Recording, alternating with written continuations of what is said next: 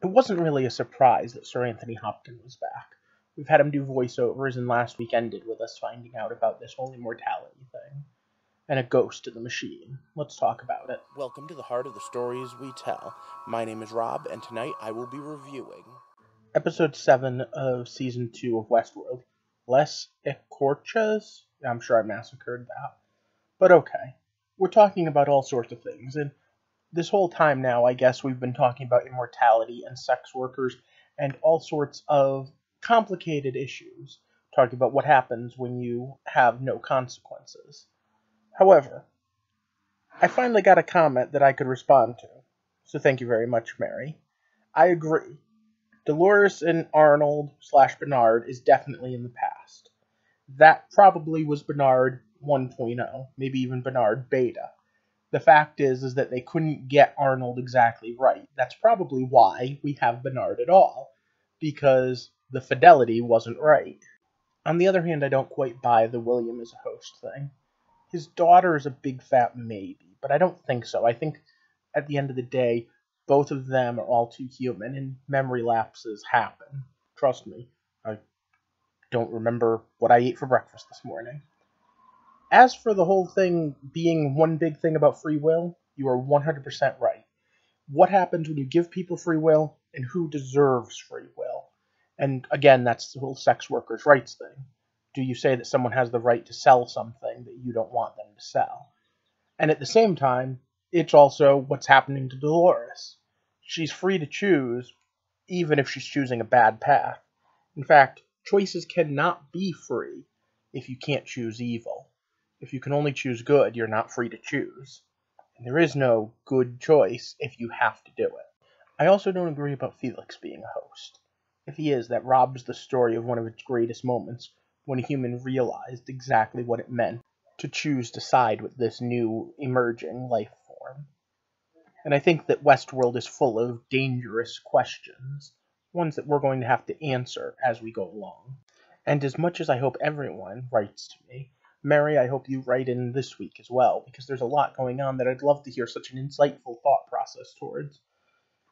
Also, if anyone knows how to pronounce Les Ecorches, the name of the episode, I'll take that too. But okay, for those of you that don't know, what I do here is I review stories. I come up with concepts of how and why we tell stories, and basically I take an in-depth look at why and how we tell them. If that sounds interesting and you're interested in examining themes and symbolism, click subscribe. And for now, let's take a walk through the park. And these parks are a pretty messed up place full of questions of good and evil. So once again, it's stop. Spoiler time. So does the beginning of the episode now confirm that the Bernard that's talking with Hale and all of that is before the Bernard that's talking to... You know what? I got a headache. Hold on. Okay, no, because then he's down in the archive when the attack happens, and the attack happens before... Oh, I don't even know. It's so hard to decode. Alright, let's talk about something simpler. Let's talk about morality and life and death. You know, simpler than the timeline. We know that the fidelity test doesn't work, and we know that Ford told him that. We know that inside the Unicron Matrix thingy, Ford himself, along with all of the hosts, I did like seeing Clem working as a prostitute again, tells him that Delos himself degraded and went mad every time. That it doesn't work to resurrect, but it does work to map out. So as long as you stay in the computer and not in the real world. I think part of that's kind of like the uncanny valley. At the end of the day, you know you're not really in your body, and once you realize that, you drive yourself insane with the concept of what immortality actually is. Push a button, pull a lever, who the hell wants to live forever? Alright, so the morality of this, though, is they've created things that are capable of testing humans, pushing them beyond their limits, finding out and recording. But in doing so, they found something that's alive. And Maeve is the greatest example of that. Although Dolores, too.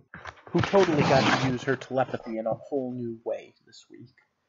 Specifically, she was able to reach out, find other hosts, which again is part of their whole subsystem that allows them to communicate, to hunt down William.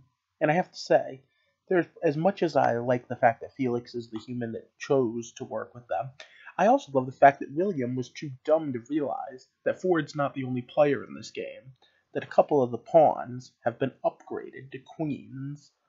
And I really like the idea of calling Maeve a queen, because Maeve is pretty badass. And I loved when she told William, I don't care how you die, as long as I get to watch. Although with what happens to her, I mean, just yet another level of WTF. Alright, so last week they called in for help, and this week the guy who did the calling says not to kill Maeve because we need her. But we also then leave William bleeding out and dying. I get the feeling that he's resourceful enough to survive this, though. What do you think? And then we get to the assault itself. Alright, so Bernard has a ghost in his machine. Ford took away the free will and is in control of him, but only somewhat. Bernard still has somewhat control. He still gets to decide how he follows orders, even though he has to follow them. Meanwhile, Dolores is completely off the chain, along with Teddy, and I loved every moment of the assault. Everything has little hidden bits of symbolism in them. Everything is following a theme, especially when Daddy remembers Dolores and that stops her from killing Hale. But for a second I want to talk about the other blonde, the one that blew up the backups. And I want to talk about the idea of those backups being a chain instead of a resource. First of all, the fact that seduction was her main weapon should have first and foremost clued anyone in. Do not listen to the hosts. The hosts are made to be manipulative. Second of all, as far as the fact that they were backups and the backups made them immortal, but at the same time made them not able to grow. I mean, that's the whole thing about Westworld, isn't it? You learn and grow, and you pull your own memories. And isn't that what Maeve did to stop the Man in Black? Reminded Felix of who he was and what the Man in Black did to him? And there goes our reoccurring theme for tonight's episode. The fact that when you remember, you can be given strength, you can learn, but remembering can also be a weapon against you. Fear comes from remembering pain.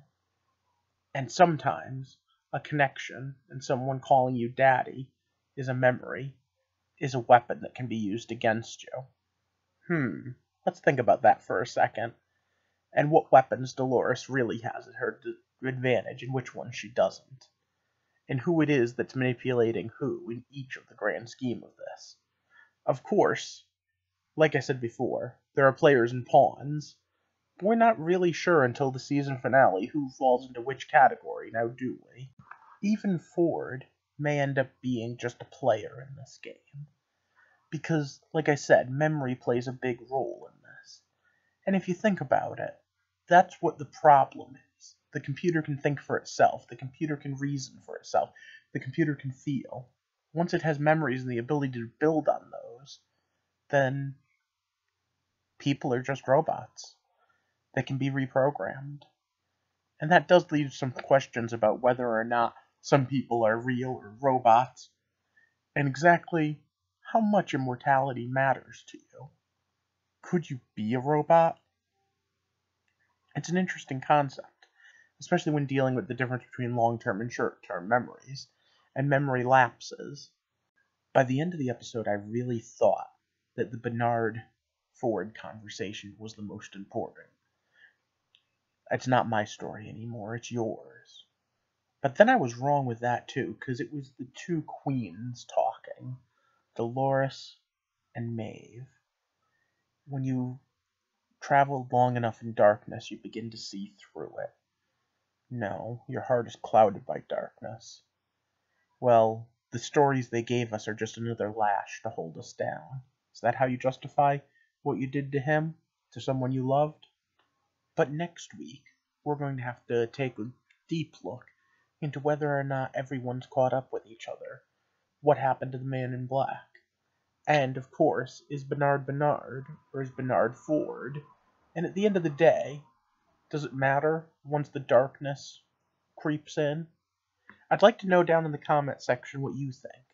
Not just about the story and how it's being told, but why.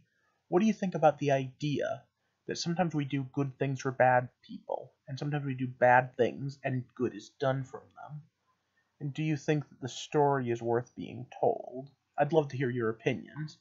And of course, give me a like and a share if you haven't already. Click the subscribe button, because I'm trying to build a community here. One where we can talk about how and why we tell stories. And Westworld is so crock full of these things that I can't believe that it's not the perfect meta story for the heart of the stories we tell. I hope that you have a good week, and take the time to enjoy a story or two as we get to the heart of them all. Thanks for watching.